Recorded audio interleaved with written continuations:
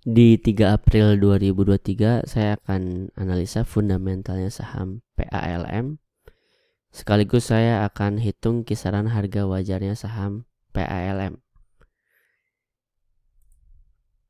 Kita masuk ke bagian ekuitas. Ekuitas itu harta di luar hutang ya.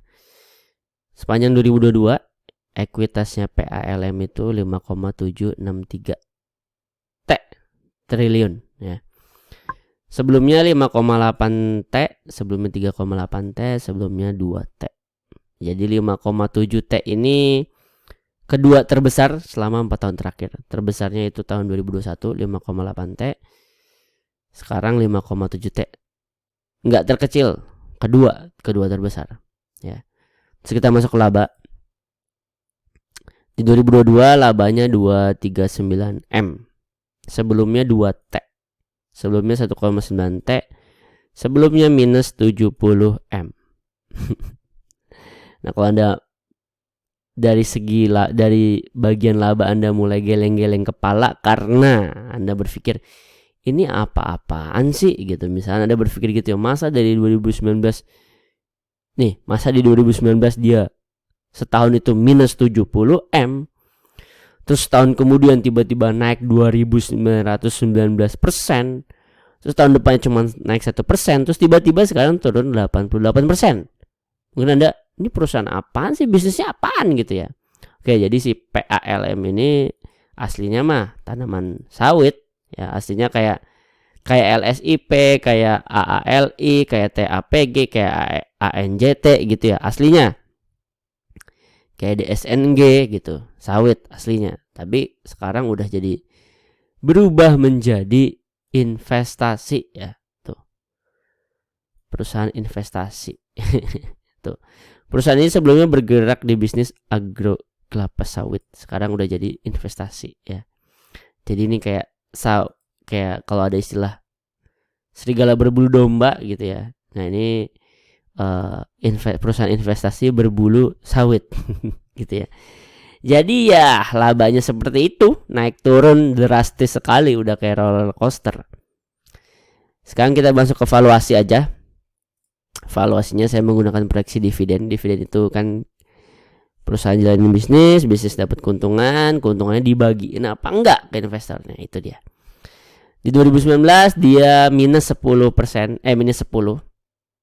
Yang dibagiin ke investor nggak ada, ya wajar, orang dia aja minus. Di 2020 dia punya keuntungan 280, yang dibagiin ke investor 33 atau sekitar 12%. Persenan ini disebutnya DPR ya. Jadi kalau ngomongin dividen simpelnya ngomongin DPR. Di 2021 DPR-nya 27%. Nah, di 2022 keuntungan untuk tahun 2022 yang kemungkinan besar akan dibagi 2023 kalau dia bagiin, berapa DPR-nya? Nah, di sini saya punya 3 skema. Skema pesimis 12%. Dari mana 12%? Ya, ini adalah skemanya 0%. Tapi 0% kalau misalkan dia lagi minus. Ya udah di sini 12% deh. Karena DPR-nya DPR terendah selama 3 tahun terakhir ya. Terus skema percaya diri saya dia akan bagian di 27% ya. Oh enggak, bisa 27%, nanti saya kasih tahu lagi alasannya. Dan skema optimis saya 50%. Dari mana 50% adalah angka defaultnya kalau perusahaan-perusahaan bagi dividen. Nah, kalau Anda nanya kenapa 27%, saya masukin kenapa enggak 12% atau 0%. Kalau 0% dia enggak bagiin ketika dia minus, wajar. Orang lagi minus enggak bagi-bagiin, itu wajar. 12% itu ketika dia punya keuntungan 280 ya. Terus 283 dia bagi 27%. Nah, sekarang 34 nih, 34 doang nih. Biasanya perusahaan yang sebelumnya tinggi, terus tiba-tiba EPS-nya, tiba-tiba keuntungannya turun ya. Tapi nggak sampai minus nih. Turun tapi nggak sampai minus, biasanya dia nanti DPR-nya gede. Kenapa?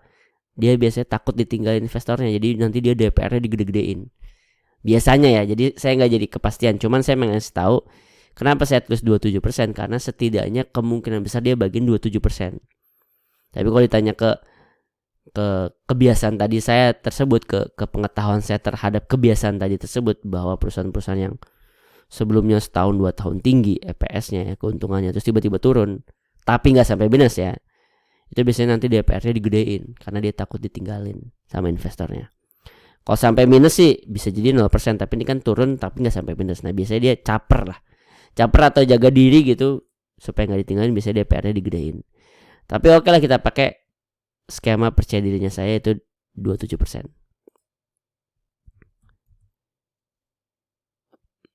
Oke, udah keluar nih. Murahnya PALM itu ada di 91 atau di harga sekarang 585, udah kelewat 84%. Wajarnya di 136, udah kelewat 77% dari harga sekarang.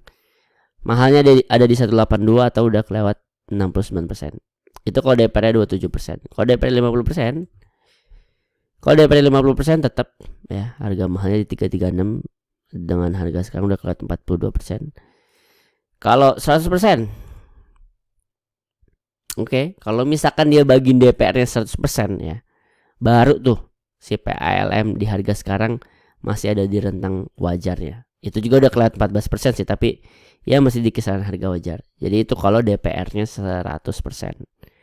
Nah kalau bagian DPR-nya ya misalkan Anda setuju dengan saya, misalnya DPR-nya paling banter di 27%, ya sebenarnya udah terlalu mahal karena udah kelewat 69% dari harga mahalnya. Gitu aja. Terus untuk analisa, biasanya kalau saya laporan kuartal 4 itu saya lanjutin dengan analisa untuk tahun depannya lagi, tapi di sini saya nggak ada gambaran karena ya itu tadi, labanya kalau naik banget, kalau turun banget. Jadi ya untuk sesuatu yang nggak bisa diprediksi, daripada saya sok tahu, mendingan saya nggak bahas. Gitu aja, kurang lebihnya mohon maaf. Assalamualaikum warahmatullahi wabarakatuh.